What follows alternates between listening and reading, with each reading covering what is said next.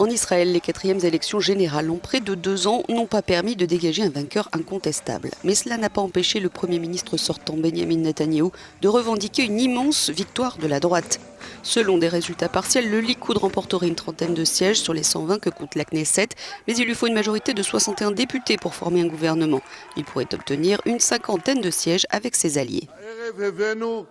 Nous avons réalisé un accomplissement incroyable ce soir. Nous avons amené le Likoud à être le plus grand parti d'Israël par une très large majorité.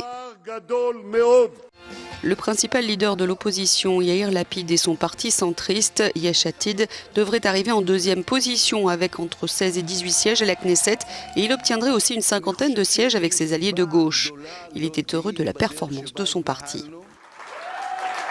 Je pense que nous pouvons avoir une bonne raison d'être fiers de la façon dont nous nous sommes comportés et encore plus fiers du résultat obtenu. Pour l'instant, Netanyahou n'a pas 61 sièges, mais le bloc du changement les a. L'élection a été perçue comme un référendum pour ou contre Benjamin Netanyahou, mais le pays apparaît politiquement plus divisé que jamais, laissant un ensemble de partis mineurs dominer la Knesset. Les élections montrent aussi un glissement continu vers la droite, signalé par la forte présence d'un parti religieux ultranationaliste et anti-arabe.